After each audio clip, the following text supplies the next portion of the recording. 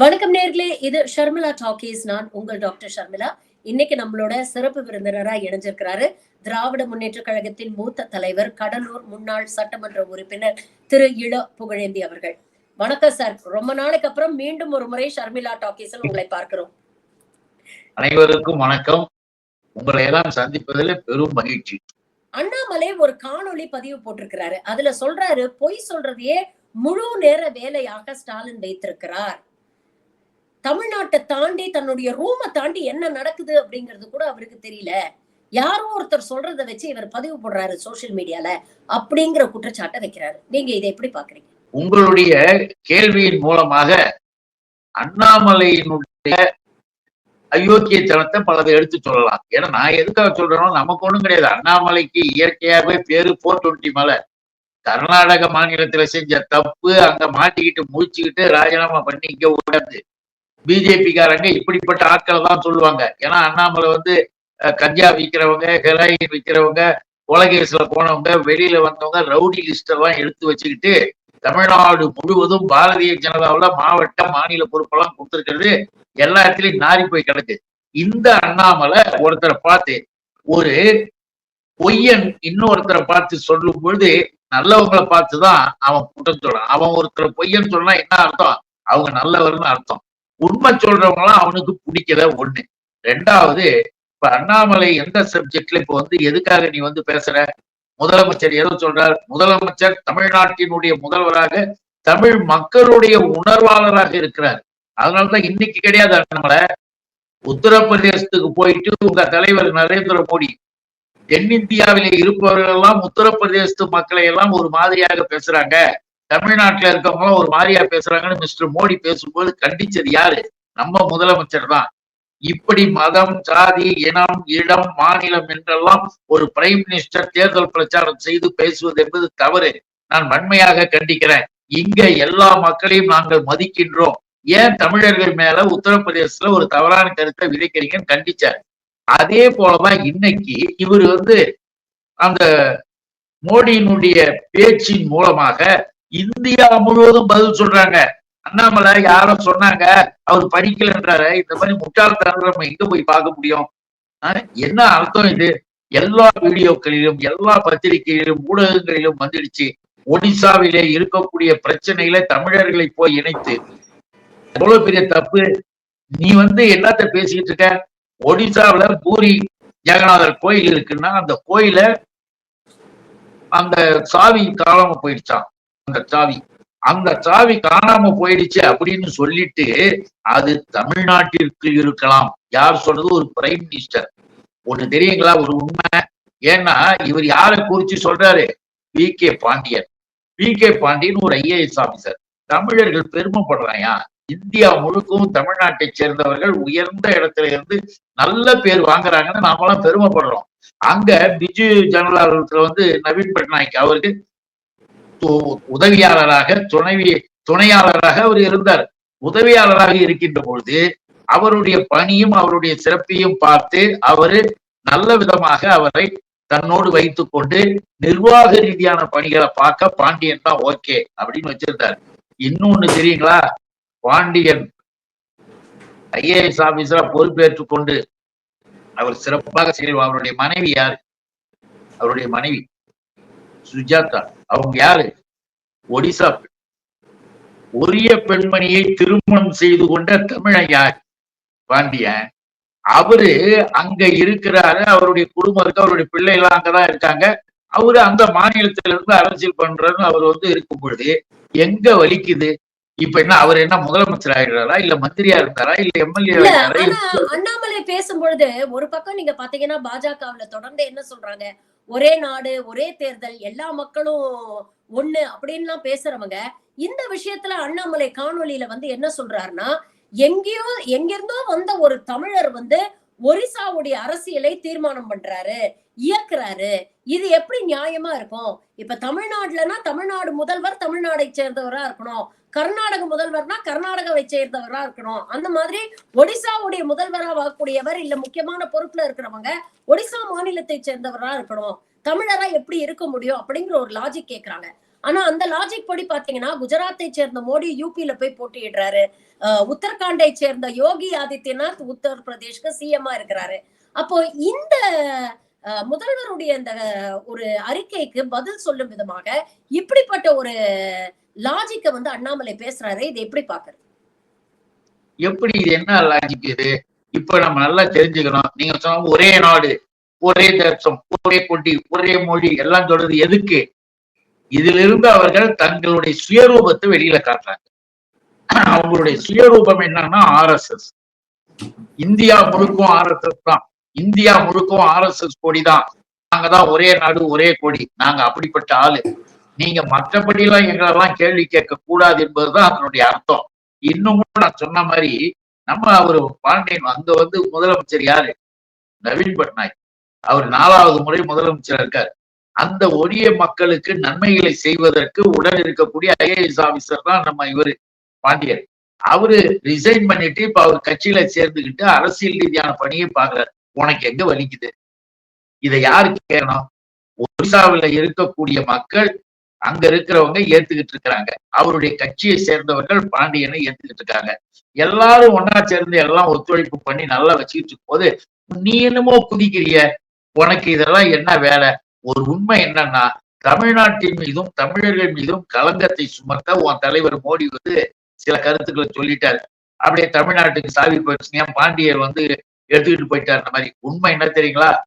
40 வருடத்துமாக அந்த உள்கதவு திறக்கல. 40 இயர்ஸ் அந்த உள்ளறை திறந்து 40 வருஷம் ஆகுது. இவங்க வந்து பயன்படுத்துறது எல்லாம் வெளிப்புறத்தில் இருக்கிற அறைதான். உள்ளறை திறக்கப்படவே இல்லை. 40 வருஷம் ஆகுது. அது 2018 அந்த சாவி தொலைஞ்சு போச்சு அப்படின்ற செய்தி வந்து மோடி என்ன பண்றாரு? 19 தான் பிரைம் மினிஸ்டர் வந்தார்ல, பூரி ஜெகநாதர் ஆலயத்துல போய் நான் தொண்டை கிட்டன்னு சொல்றீல்ல, ஏன் உன் கட்சி சார்பாக நடவடிக்கை என்ன எடுத்தீங்க? ஏன் அது காணாம போச்சு? எங்க போச்சுன்னு பாத்தியா? தேங்க. அததான் பாண்டியன் என்ன சொல்றாரு? தெளிவா சொல்றாரு. சாவியை காணும்னு சொல்லிட்டு பிரைம் மினிஸ்டர் வந்து என்னென்னமோ சொல்றாங்க. அவருக்கு நல்லா அதை பற்றி நிறைய விவரங்கள் தெரியும். விவரங்கள் தெரியும் பொழுது எங்க இருந்தாலும் அதை கண்டுபிடிச்சு எங்கிட்ட கொடுக்கலாம். ஆனா இன்னும் ஒண்ணு, இப்ப கோர்ட் உத்தரவுப்படி நாங்க விரைவில் வந்து உள்ளறையை திறக்க போறோம். வேற டூப்ளிகேட் சாவி போட்டு நாங்க திறக்க போறோம். வேணா மோடி வரட்டும். மோடி வந்து அந்த நிகழ்ச்சியை கலந்துக்கிட்டு அவரே கூட வந்து நிக்கட்டும் அப்படின்னு பாண்டியே அதை சொல்லிட்டாரு. இன்றைக்கு இருக்கிற சூழ்நிலையில தமிழ்நாட்டை பற்றியும் தமிழர்களை பற்றியும் இப்படி பேசிக்கிட்டு இருக்கிறாரு மோடி தான் முதல்வர் கஷ்டப்படுறாரு. அதே போல இந்த அண்ணாமலைக்கு தமிழ்ன்ற உணர்வு இருந்ததுன்னா அண்ணாமலை அடக்கி வாசிக்கலாம். தேவையில்லாம நீயும் ஒரு ஐபிஎஸ் ஆபீசரா இருந்து ரிசைன் பண்ணிட்டு வந்தவன் தான். நீ ஒன்னும் இது கிடையாது. ரிசைன் பண்ணிட்டு வந்தவனும் உன்னை மாநில தலைவரை தூக்கி வச்சுக்கணும் உன் தலைவரை கொண்டாடுறாங்க உன்ன. அதெல்லாம் புரிஞ்சு பார்த்துக்கிட்டு பேச கத்துக்கணும். இன்னொன்னு தெரியுங்களா? ரொம்ப முக்கியமானது என்னன்னா பிஜேபியினுடைய கேண்டிடேட் ஒரு எம்பி கேண்டிடேட் ஒடிசா என்ன பேசினார் தெரியுமா? அது பெரிய பிரச்சனை, பெரிய தகராறா இருக்கு. என்ன தெரியுமா? பூரி ஜெகநாதர் நரேந்திர மோடியினுடைய ரசிகர், நரேந்திர மோடியினுடைய பக்தர். இதுக்கு நீங்க எங்க போய் சொல்லுவீங்க? இத எங்க போய் கேட்கறது? இதற்கான நடவடிக்கைகளை நாம எப்படி எடுக்கிறது சொல்லுங்க. உடனே நம்ம கடவுள போய் நரேந்திர மோடிக்கு ரசிகர், தொண்டர், அவர் பின்னணியில இருக்கிறவரு பூரி ஜெகநாதர் வந்து நரேந்திர மோடியினுடைய வழியில் நடக்கிறவர்னு சொல்லலாமா? யார் எதிர்த்தது? சுற்றி இருக்கக்கூடிய மடங்கள் எல்லாம். அது மட்டும் இல்ல, கடுமையான முறையில ஒடிசாவில பெரிய எதிர்ப்பு. கடவுளை போய் மோடிக்கு பின்னால வைக்கிறியா நீ யாரா நீ அப்படின்னு கேட்டாங்க. அங்கதான் இந்த அண்ணாமலை அனுப்பணும். உன் கட்சியும் நீயும் உன் ஆளும் காரி துப்புறாங்க அங்க. அதுல என்ன ஆகி போச்சு? இன்னைக்கு நான் உண்ணாவிரதம் இருந்து மன்னிப்பு கேட்டுக் கொள்கிறேன். நான் உண்ணாவிரதம், அது மோடி வந்து கடவுளுக்கு மேல அப்படின்னு சொல்றத எங்கேயுமே யாருமே அவங்களே ஒத்துக்கல. அங்க எல்லா இடத்துலயும் கடுமையா பேசிட்டாங்க. இதெல்லாம் நாட்டுல நடந்துகிட்டு இருக்கிறதெல்லாம் கொஞ்சம் அண்ணாமலை பேப்பரை படிக்கணும். 4 விஷயம் தெரிஞ்சுக்கணும். பேப்பரும் படிக்கிறது இல்ல, அடுத்தவன் சொல்றதையும் கேட்கறது இல்ல. ஒரு வாரமா 10 நாளா எங்க புடிச்சுட்டு தலைகீழ கிடந்தியா என்ன நமக்கு தெரியாது. இப்ப போதை தெளிஞ்ச உடனே திடீர்னு ஏஞ்சி பேசுறேன்னு நினைக்கிறோம். ஏன்னு கேட்டீங்கன்னா மக்கள் மேல சொல்ற குற்றச்சாட்டு தான். எங்கேயும் திடீர்னு காணாம போற. அதனாலதானே 420 மாதம்னு உனக்கு பேர் வச்சாங்க. அதனால அண்ணாமலை பேச்சை வந்து நம்ம காமெடியா எப்பயுமே எடுத்துக்கணுமே தவிர அது உள்ள போய் அர்த்தத்தெல்லாம் நம்ம பார்க்கவே முடியாது. இன்னைக்கு பேசிட்டு நாளைக்கு மாத்தி பேசிடுவோம். 5 கட்ட தேர்தல்கள் முடிஞ்சு போச்சு. இன்னும் 2 கட்டம் தான் பாக்கி இருக்கு. வெளியில வரக்கூடிய சர்வீஸ் கூட பாஜகவுக்கு தனி பெரும்பான்மை கிடைக்கிறதே கடினம் அப்படின்னு சொல்றாங்க. நீங்க எப்படி பாக்குறீங்க? குறிப்பா சவுத்துல, நார்த்ல விட்டத சவுத்துல பிடிச்சிருவோம் அப்படிங்கிற மாதிரி அமித்ஷா பேசுறாரு. அது சாத்தியப்படுமா? ரிசல்ட் எப்படி இருக்கும்னு நீங்க நினைக்கிறீங்க? இன்னொரு பக்கம் ரிசல்ட் வந்ததுக்கு அப்புறம் தான் மக்கள் இன்னும் உஷாரா இருக்கணும் அப்படின்னு நிர்மலா சீதாராமனின் கணவர் பலக்கல பிரபாகர் சொல்லியிருக்கிறாரு. ரிசல்ட்டுக்கு அப்புறம் இவங்க என்ன வேணா முயற்சி பண்ணுவாங்க, ஆட்சியை விட்டு அவ்வளவு எளிதில் இவர்களை அகற்ற முடியாது அப்படிங்கிற ஒரு விஷயத்த சொல்லியிருக்காரு. இதை எப்படி பாக்குறீங்க? எப்படி பாக்குறோம்னா, ஒண்ணு கருத்து கணிப்புகளும் மட்டுமல்ல, மோடியினுடைய அலுவலகத்திலே இருந்த ரிட்டையர்டு ஐஏஎஸ் ஆபீசர்ஸ் ஒரு கேங், ஒரு குழு ஒண்ணு போட்டு இந்தியா முழுக்க மோடி தான் அனுப்பிச்சார். முதலையே அவங்க ரிப்போர்ட்ஸ் கொண்டு கொடுத்தாங்க.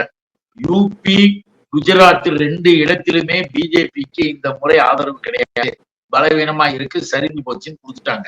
அன்னையிலிருந்து ஆட்டம் போச்சு இந்த கூட்டத்துக்கு. சவுத்துல இருந்து அப்படியே வந்துடலாம், சவுத்துல இருந்து வந்துடலாம். சவுத்துல ஒண்ணும் வேலைக்கே ஆகாது, தென்னகத்துக்கு வேலைக்கு ஆகாதுன்றது வந்துடுச்சு. ஆக எல்லா வகையிலையும் இருந்தாலும் நான் 300 வந்துருவோம், 400 வந்துருவோம், 320 வருவோம் எப்படி சொல்றாங்க? இதுக்கு பின்னால என்ன ரகசியம் இருக்கு? இதுக்கு பின்னால அவர்கள் எதை கொண்டு இருக்கிறார்கள்? இதெல்லாம் ரகசியம், இதெல்லாம் மர்மம். இன்னும் கூட கேட்டீங்கன்னா, ஒருத்தன் தேர்தல் ஆணையம்ன்றது எங்க இருக்கு இந்தியாவுல? இவ்வளவு கேவலமாக இழிவாக இதுவரையில தேர்தல் ஆணையமே இருந்தது கிடையாது எந்த எலெக்ஷன்லயும். ஒரு பையன் போய் 7 தடவை 8 தடவை பிஜேபிக்கு ஓட்டு போட்டுட்டு பையன், அவனுக்கு ஓட்டு கூட இருக்குதான்னு தெரியல, ஒரு பூத் உள்ள போயிட்டு அதை படம் எடுத்து வெளியில விடுறாங்க. அப்போ மாட்டியது அவன் என்றால் மாட்டாதவர்களுக்கு தெரியாது. நம்ம அப்படி அதையும் யோசிச்சு பார்க்கணும். இவன் தன்னை வெளியில படுத்திக்கிட்டே செய்யறான். 8 ஓட்டு போறான், ஒரு பூத்து, தேர்தல் ஆணையம், போலீஸ் கட்டுப்பாடு, சட்டம், விதி என்ன ஆச்சு எல்லாத்தையும் வீணாக்கிட்டு வச்சிருந்தானுங்கன்னா அப்போ வட மாநிலங்களில் இவர்கள் எப்படிப்பட்ட நிலையில இருந்திருப்பார்கள்? அததான் நம்ம நினைச்சு பார்க்கறதுக்கு. ஏன்னா இவனுங்க அடிக்கடி நாங்க வந்துருவோம் 300 வந்துருவோம் சொல்லும் போது நமக்கு ஒரு டவுட் கிரியேட் ஆகும். இப்போ இவர் இவ்வளவும் பேசிட்டு இவரையும் பேசிட்டு, இப்ப அமித்ஷாவும் சரி மோடியும் சரி அளவை தாண்டி இந்த சாதி சமூகம், மத ரீதியானவைகள் இவைகளை எல்லாம் அதிகமா பேசிக்கிட்டே வராங்க. அதான் நம்ம பார்த்துக்கிட்டு தான் வரோம். இதனுடைய விளைவு, இதனுடைய நிலைகள் எல்லாம் எங்க போகுதுன்னு நமக்கு தெரியல. ஒட்டுமொத்தமாக பார்த்தீங்கன்னா இந்தியாவிற்கு இந்த தேர்தல் முடிவு அழகா நம்ம மல்லிகார்ஜுன கார்கே கூட சொன்னார், ராகுல் கூட சொன்னார். இப்ப நடந்துகிட்டு இருக்கிறது அரசியலமைப்பு சட்டத்தை பாதுகாக்க, காப்பாற்றி இந்தியாவின் இறையாண்மையை காப்பாற்றி போக முடிவு மாறி வறுமையானால் எல்லாமே அடியோட நாசமாக போய்விடக்கூடிய ஒரு சூழ்நிலை இருக்கு. இப்ப பாருங்க, இங்க இவர்கள் மீது கோயில் அது சொல்லிட்டு பூரி ஜெகநாதன் மோடியினுடைய ரசிகராக இருக்கார், மோடியை பின்பற்றி வர்றாருன்னு அவங்க ஒருத்தவங்க பேசிட்டு போற மாதிரி வாரணாசியில போய் மோடி என்ன பேசுறாரு? ஊருக்கெல்லாம் கேள்வி கேட்கிறானுங்களே, சொந்த மாநிலத்துல நிற்கிறதுக்கே தைரியம் இல்லையே மோடிக்கு. சொந்த மாநிலத்துல இருக்கிற தொகுதியில முதலமைச்சரா 10 வருஷத்துக்கு மேல இருந்த அந்த மாநிலத்துல ஒரு தொகுதியில நீக்கிறதுக்கு முடியல, பயந்து ஓடுற வாரணாசிக்கு.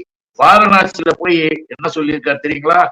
ஒரு கூட்டத்துல பேசுறாரு, என்னை கடவுள் தான் அனுப்பி இருக்கிறார், நான் கடவுளிடமிருந்து வந்ததாகத்தான் நினைக்கிறேன், கடவுள் என்னை அனுப்பி உங்களுக்கெல்லாம் சேவை செய்ய என்னை வைத்திருக்கிறார், அதனால் நான் உங்களிடம் ஓட்டு கேட்கிறேன், எல்லாம் நல்ல விதமாக நான் செய்து தருகிறேன். ராமர் கோயிலை அவர் தான் கட்ட சொன்னார். இத மோடி ஒரு பிரைம் மினிஸ்டர் ஒரு பப்ளிக் மீட்டிங்ல அமித்ஷா எல்லாம் ஒரு அளவை தாண்டி வன்முறைகள் பேச்சு அதிகமா போயிடுச்சு. நாம என்ன கேட்கிறோம், இப்படி எல்லாம் பேசிக்கிட்டு இப்படி எல்லாம் போயிட்டு இருக்கீங்களா? ஒருத்தராவது 10 வருஷம் ஆச்சு நான் இதெல்லாம் செஞ்சிருக்கிறேன், எங்க தேர்தல் அறிக்கையில இதெல்லாம் சொல்லியிருக்கிறோம், இதெல்லாம் நாங்க செய்ய போறோம், இந்த 10 வருஷம் ஆட்சியில நான் இதெல்லாம் செஞ்சிருக்கேன், ஒரு இடத்துலாவது சொல்லி போட்டு கேட்டாங்கன்னா பாருங்க? இல்ல, சொல்லவே இல்லை, பேசவே இல்லை. எதிர்கட்சியை திட்டது, மதத்தை திட்டது, பேச்சு ஒரு நாளைக்கு ஒரு நாள் மாத்துறது. இந்து முஸ்லிம்களை பற்றி நான் என்றும் பேசவே மாட்டேன். அப்படி நான் பேசினேன் என்றால் பொது வாழ்க்கைக்கே நான் தகுதி இல்லாதவன் என்று அர்த்தம். வீரமுழக்கம் முழங்கினார் மோடி. எல்லாருமே கேட்டாங்க, என்னங்க இவர் போய் இப்படி பேசுறாரு? முந்தா நாள் தான் பேசிட்டு வந்தாரு. முஸ்லிம்களுக்கு இடஒதுக்கீடு என்று யாராவது செய்து அவர்களுக்கு தனியாக ஒதுப்பார்கள், ஏன்னா என் உயிர் உள்ளவரை நான் விடமாட்டேன் பேசிட்டு வந்தாரு. குடியுரிமை சட்டத்தின்படி இஸ்லாமியர்களுக்கு மட்டும் இங்க குடியுரிமை கொடுக்கப்பட மாட்டாது மோடி தாங்க பேசினாரு. இன்னைக்கு நான் அதையெல்லாம் பேசினா பொது வாழ்க்கைக்கு லாய்க்கு இல்லாதவன் அப்படின்னு வேற பேசுறாரு. ஆக இவர்கள் எதையும் பேசுவார்கள், எப்படியும் பேசுவார்கள். ஓட்டுக்காக அங்க முன்னால் நிற்கிறவர்களுக்கு கை தட்டணும், அவன் வேஷத்தை போட்டுக்கணும். பாருங்க, பஞ்சாபுக்கு போனா என்ன வேஷம், தமிழ்நாட்டுக்கு வந்தா என்ன வேஷம், வெஸ்ட் பெங்கால் போனா என்ன வேஷம், என்ன கொல்கத்தா மேடையில ஏறிக்கிட்டு நான் அடுத்த ஜென்மத்தில் பங்காளியாக பிறக்க வேண்டும் யாரு மோடி. தமிழ்நாட்டுக்கு நான் அடுத்த ஜென்மத்தில் தமிழனாக பிறக்க வேண்டும், திருக்குறளை நான் படிக்க வேண்டும். இங்க பஞ்சாப் இதுக்கு போயிட்டு பஞ்சாப் உள்ளே விடல, பல ஊர்கள்ல விவசாய போராட்டத்துல சொல்லி எங்களை துன்புறுத்திட்டு ஏங்க எங்கிட்ட ஓட்டு கேட்க வரைக்கும் பெரிய கடுமையா எதிர்ப்பு. உடனே என்ன பண்ணாரு, பேப்பர்ல பார்த்தோம், சீக்கியர்களுடைய குல்லாவை போட்டுக்கிட்டு சப்பாத்தி சுட்டு தராருன்னு வீடியோலாம். ஆனா என்ன அது பஞ்சாப்ல உதவி பண்ணாங்க, இதை செய்யறாருன்னு பார்த்தா பக்கத்து பீகார்ல இருக்க குருத்துவாருக்கு போய் இந்த மாதிரி வேஷம் போட்டுக்கிட்டு அந்த போட்டோவை எடுத்து போடுறாரு. இந்த மாதிரியான நாடக நடிகர்கள் மாதிரி போட்டோஸ் இது பண்ணி திரியறவங்கள நாம எதுல சேர்க்க முடியும்? ஆக இந்தியாவிற்கு நாம் அதெல்லாம் நினைச்சிட்டு இருக்கிறது, ஒளி பிறக்கும். எங்களுடைய தலைவர் மாண்புமிகு முதல்வர் இந்திய கூட்டணி வார்த்தையை அழுத்தமா சொன்னார், யார் வர வேண்டும் என்பதை விட யார் வரக்கூடாது என்பதில் நாமெல்லாம் உறுதியாக இருக்கணும்னாரு. அந்த உறுதியில் தான் இந்திய கூட்டணி இப்ப சிறப்பாக நடந்துகிட்டு இருக்கு. அதை கெடுக்கணும்னு என்னமோ பாக்குறானுங்க, ஒண்ணு நடக்க. கண்டிப்பா புரட்சியாளர் அம்பேத்கர் சொன்னதுதான் ஞாபகம் வருது.